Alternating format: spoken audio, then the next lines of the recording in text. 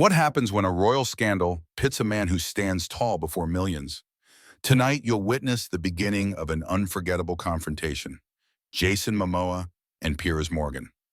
What initially seems like a simple conversation will quickly become a focal point of tension. As the program opened, the studio lights revealed every detail like a powerful lens. That artificial glow made the tension in the room all the more apparent. As the familiar title track faded, the camera focused on Piers Morgan. He adjusted his tie slightly and began speaking with a familiar, measured smile. "Ladies and gentlemen, welcome back," he said, his voice calm but firm. "Tonight we have with us an actor, an environmental advocate, a father, and sometimes a man who simply prefers to remain silent. Jason Momoa." The audience applauded, but some looked at each other with expressions of curiosity and wariness. Jason entered from the left. His black shirt shimmered faintly in the light, his hair falling naturally over his shoulders. His eyes looked directly at the audience, then turned to Piers. He walked slowly, confidently to his seat. Piers stood up and extended his hand. "Welcome." Jason shook his hand and nodded slightly. "It's good to be here. When people say so much about you, sometimes you just have to come out and speak up." Then he sat down and there was a moment of silence. "I'm here today to clear things up," he said, his voice deep and sincere, "and to put things right." The hall was silent. The audience was intent. Jason leaned his arms on the edge of his seat, his gaze fixed on Piers. "Let's begin." Piers smiled slightly. "So, let's clear things up a bit tonight, Jason.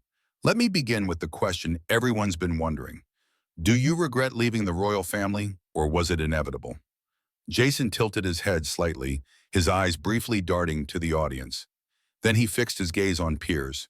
His voice lowered, but there was a sense of determination. "You can't live with regret, Piers. I didn't leave because I ran away. I left because I didn't want to be forced to live a life that wasn't my own anymore." A light hum rose in the hall. Some nodded, others turned to Piers, waiting for his response. Piers asked without looking at his notes, "So you're saying royalty was just a showcase for you? Not a duty?" Jason paused for a moment. He smiled, but the smile was laced with weariness. If duty is sacred, it comes from within. But sometimes, behind those so-called showcases, one gradually disappears. I didn't want to disappear. This time, Piers picked up his pen. He added another question before writing. "Still, this institution has stood for centuries. There are people who serve with a sense of duty, like William and Kate. Do you think they're wasting their time?" Jason shrugged. "If that's what's right for them, I respect that. But not everyone has to follow the same path. Mine was different. That's all." There was a stir in the hall. Some members of the audience turned their heads. Some looked at Jason with admiration. Piers kept his tone steady. "Still, when you entered that institution, you became a part of it. It gave you things. Doesn't it deserve a little respect?" Jason took a deep breath. He leaned back in his chair. "I won't forget respect, Piers, but respect isn't something that works one way. Did I add any color to it? Maybe, but I didn't enter that door to change anyone. I just tried to be myself." A louder roar rose from the audience this time. Piers raised his eyebrows slightly. "You certainly speak your mind. Let me move on to another topic. Your relationship with the press. Some say you embrace media attention when it suits you and hide when it doesn't. What do you say to that?" Jason leaned forward slightly, placing his hands on his knees. "I know the difference between secrecy and secrecy, Piers, but most people, especially people like you, struggle to grasp the difference, because their job is to show off, while mine is sometimes just to live." The room fell silent. Jason's voice was clear, but there wasn't anger in his tone, just a hint of edge. After Jason finished, there was a brief silence. Then Piers nodded slightly, a faint smile tugging at his lips. "From what you've said, Jason, tonight is going to be quite interesting," he said in a calm but measured tone. The atmosphere in the studio had shifted. A palpable tension was rising. The audience was shifting slightly in their seats, no one daring to say the next word. The silence spread like tension hitting the walls. Everyone was waiting. When will it break? Piers glanced at his notes, then looked up directly at Jason. Now, I'm going to get into something a little personal, he said. Your connection to the royal family has always been a source of curiosity, especially your friendship with Harry. Many people think he changed after meeting you. Some say you were responsible for his breaking off ties with his family. What do you think of that? The studio atmosphere turned cold. Jason looked at Piers without frowning. His eyes weren't angry, but serious. He paused for a moment before answering. Then his voice low but clear, he spoke. Is that your style, Piers? He asked, implying that one person's life is dominated by another through their friendship. Several people in the audience took a deep breath. Some turned their heads, others stared at the stage. Piers remained silent, but Jason continued. Harry is a man who makes his own decisions. Like everyone else, he made his own choices. I'm no one's puppet, and no one is mine. Is that so hard to understand? Piers tried to smile, but his tone had turned serious. I'm just voicing the questions society asks. Jason shook his head, laughing slightly, but with a touch of resentment. The questions society asks, or by ones you like, Piers? Because there's a difference. Genuinely interested curiosity is one thing, and cornering is another. Before Piers could answer, Jason turned his gaze to the audience. It's easy to look at someone's life from the outside, but to pass judgment without understanding what's happening inside, that's the easy way out. A few applauses rang out from the audience, but the majority remained silent. The tension lingered. But this wasn't an explosion of anger. It was a controlled stance, a stance that drew its strength not from shouting, but from patience. Jason spoke, his eyes never leaving Piers's. Because people like you look for a villain to make the plot work. How else do you get ratings, right? Piers ignored the words. He returned to his notes, his voice still composed. Some royal watchers say Harry has become more withdrawn, angrier, and even lonelier, according to some, since leaving the UK. Don't you take any responsibility for that? Jason shook his head with a short laugh. His voice wasn't sarcastic, but rather exasperated. Are you really still relying on tabloid headlines, Piers? Harry feels free for the first time in a long time. If that's uncomfortable for some, that's okay. There were hesitant laughter from the audience. Some were in awe of Jason, others were waiting for Piers's reaction. Piers bowed his head and continued without changing his tone.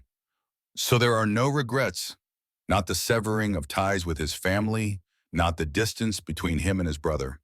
Didn't you ever consider leaving a life shaped by royalty behind entirely? Jason's gaze hardened for a moment, but his voice remained steady. I don't lie awake at night for people who turn their backs on me, Piers, especially not for those who don't move when I need them. Piers raised his eyebrows slightly, but kept his stance. A clear answer. So let's move on to another topic. Your aid work. Some critics say you use these projects more as a media showcase than a genuine purpose. What do you say to that? Jason leaned back in his chair. He took a deep breath and spoke directly. No matter what you do, there will always be someone criticizing. If you don't go, you're not caring. If you go, you're showing off. You're not going to be any good in that environment. Piers nodded slowly. Some say that's what it's like to be a public figure. Your every move is weighed, your every intention questioned. Jason smiled slightly. His eyes flashed with a moment of weariness. And some say, Dio, you only realize what sincerity is when someone shakes you, Piers. Piers interjected quickly. Please, this is a family show. Some in the audience laughed involuntarily. Others remained silent. The tension was rising, but it hadn't escalated into anger. It was a subdued confrontation. Jason bowed his head, placing his hands on his knees. Okay, let's continue. Since we're still talking about civilization. Piers smiled slightly, taking Jason's point as a bearer. You've previously said that the royal family is distant, cold, and sometimes cruel. But some people working behind the scenes, without naming names of course, have described you as difficult, demanding, and even manipulative. What do you think of that? Jason's expression hardened.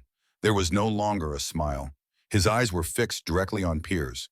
His voice was deep, clear, and direct as he answered. Jason looked at Piers with determination, his eyes narrowing. If those people really want to say something, let them come look at me. It's easy to talk behind my back, but it takes courage to speak with eye contact. For real. There was a quiet stir in the audience. Even the cameramen hesitated as they adjusted their frames. The air in the studio was growing heavy. Piers asked again, his tone softening, but the weight of the question was just right. Jason, these criticisms aren't independent. They keep repeating the same themes. Could they all be wrong? Jason nodded. There was no anger in his eyes, but the determination was deep. No, they're not all wrong, but they're not all right either. When people are uncomfortable, they usually blame change.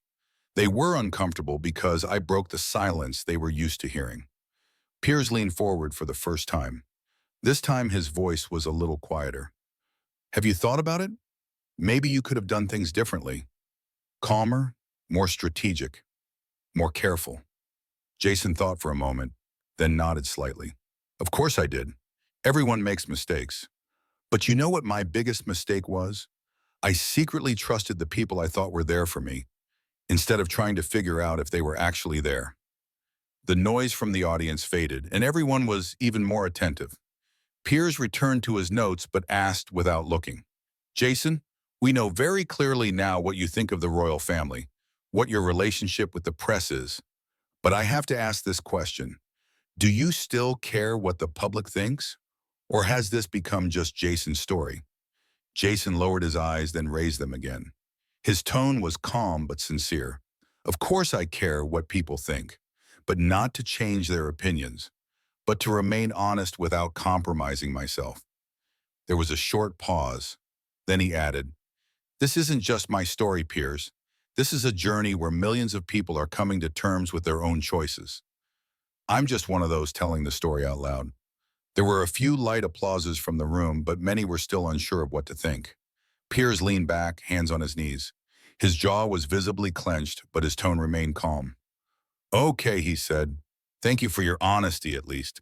Above all, it's thought-provoking. The lights dimmed slightly as the cameras cut to a commercial break, but the tension in the studio didn't dissipate. In fact, it intensified. Now everyone knew this broadcast wasn't just another interview, it was a controlled showdown. As the minutes ticked by, the air in the studio grew increasingly heavy. This wasn't an interview anymore. It was a battle of words, a battleground where pride and poise clashed. The audience seemed caught between two camps. When the cameras came back from commercial, Jason had already taken his stage. His back was straight, his gaze clear. He was a quiet but steady storm. He sat with his arms crossed across his chest. His jaw was a little tight, his eyes not looking directly at Piers. But a surge of energy visibly resonated throughout the room. Piers looked up from his notes. His usual familiar smile was on his face, but this time a certain determination was evident. Welcome back, he said, his voice still filled with a measured professionalism. Tonight, we're talking with Jason Momoa about his life, his work, and a lot of things. Jason exhaled softly through his nostrils. A faint smile tugged at his lips, but it didn't reach his eyes. I think everything that needed to be discussed has been discussed, he said flatly. Piers smiled. I don't think so. We've only just begun. There was an uneasy shuffle in the audience. A few nervous laughter rang out, but most remained silent. Piers leaned forward. Let's continue with your departure from the royal family. You said earlier that you felt trapped, oppressed, and vulnerable. Do you think the very foundation of what we call royalty is flawed? Jason tilted his head. He smiled, but this time, beneath the smile was a tinge of weariness. When you try to tell the truth, everyone sees you as a criminal, Piers. But that's not a crime. It's a choice. If it's not for me, the institution is flawed. Piers spoke without tilting his head. That's just a question, Jason. Do you really think the royal system is broken? Jason shook his head. Then he turned directly to the audience. I'm not speaking to belittle that system, but I don't consider belonging to an institution while losing one's own identity to be loyalty. I was slowly losing myself within that structure, and I wouldn't call that disappearance a duty. There was an uneasy stir in the audience. Some turned their heads, others followed Jason's gaze. Piers remained silent. He knew, too, that this was now a personal reckoning. Jason turned his eyes to Piers. His voice was low but sharp. When I was silent, everyone was at peace. When I spoke, the discomfort began. Perhaps the problem wasn't with me, but with the things that were expected to be silent. Piers twirled the pen in his hand with his fingers, then nodded slowly. A slight silence fell in the studio before he moved on to the next question. Piers nodded slightly after a short pause. I see, he said, but have you ever considered that maybe the problem wasn't entirely with the institution? Maybe it was partly with your approach? Jason replied without looking away. That's an easy way to look at it, Piers. Saying you brought it on yourself is a way of simplifying a complex truth. But real life isn't so straight. Piers continued without looking at his notes. I didn't say blame. I asked if you'd thought about it. So do you accept that you had a hand in getting things to this point? Jason thought for a moment, then nodded slowly. Of course I do. If forging my own path has made others uncomfortable, that's my responsibility. But if I'm facing a society that has a problem with me putting myself first, even once in my life, then it's less about my choice and more about their perspective. A wave of unease swept through the audience. This honesty was impressive to some. For some, it's like a challenge. Piers continued unabated. Media projects, podcasts, Netflix deals, children's books. Critics say these things are a rebranding effort, more personal showcase than meaningful content. What do you think of that? Jason smiled slightly. His eyes narrowed and he spoke in a low but direct tone. Critics talk, Piers. When I stayed silent, they called me weak. When I spoke, they called me calculating. Maybe the problem isn't me. Maybe the problem is the system, which doesn't know what to do when it sees a man in control. Piers clasped his hands in front of him. His stance didn't change, but the expression in his eyes had hardened. What if it's not about control, he said quietly. What if it's about the difference between entitlement and thinking you deserve control? Maybe some critics make that distinction. Jason's smile faded. A quiet seriousness settled in its place. This is the scene you want to see, isn't it? He said. If I admit my guilt right here, right now, you'll be relieved. Because in your world, someone is either a hero or a devil. But real people aren't that simple. There was a murmur in the audience. Some bowed their heads, others held their breath. Even the crew behind the scenes made eye contact and whispered. Piers spoke without looking away. This isn't about heroes or villains, Jason. It's about choices and consequences. Jason leaned forward slightly. There was seriousness in his eyes. No mockery, just clarity. Thank you, Piers, for enlightening me. Apparently, there's no one better at crisis management than you. For someone like you, how people look isn't as important as what they do and why they do it. The audience reacted with mixed reactions. A tense silence ensued. Some smiled, others froze. Piers remained fixed, but his gaze had hardened. This wasn't a verbal exchange anymore. This was a direct clash of personalities and values. A few uncomfortable laughter echoed from the audience, but most people seemed petrified. The air was frozen. Everyone was just waiting for something to explode. Piers spoke, his lips pressed into a thin line. I've had my share of breakdowns, Jason, but unlike you, I didn't try to victimize myself and profit from it. The sentence was harsh. The air in the hall froze for a moment. Jason's gaze narrowed, his jaw clenched slightly. But his voice remained low, yet clear. Wow, he said, his voice muffled, a tone of deep disappointment. So you think you figured it all out? Time to finally take down the hero on some old guy's little television show, huh? Piers leaned forward slightly, his voice harsh this time. This isn't what you think. Jason turned his head to the side, his eyes still as he replied, Really? Because to an outside observer, this looks like a witch hunt. What's going to happen now? Are you going to pour water on me? See if I float? A loud "ah" erupted from the audience. The cameras flickered slightly at that sentence. Even Piers was taken aback. His eyes flinched for a moment, but he quickly recovered. He took a deep breath, then spoke in a cool but clear tone. You know, he said, I came to this interview to sincerely hear your story, to understand the decisions you made, and to see the realities behind them. But I see you're busy spouting nonsense, not telling the truth. You're looking for defense, not truth. Jason crossed his arms, his brows furrowed, but he still didn't shout. He spoke only with a deepened resolve. Oh, please stop that hovering, preachy tone. Your problem is this: you don't know what to do when you see someone who doesn't shed tears. I'm not coming at people like you with pity stories. I'm coming at you with my word, and that bothers you. The room was completely silent. It was as if everyone had held their breath at the same time. The camera focused on Piers. He leaned against his desk, tapping his fingers once. Then he spoke in a calm voice, but with a cold certainty. Okay, he said, we've given you plenty of time to express yourself.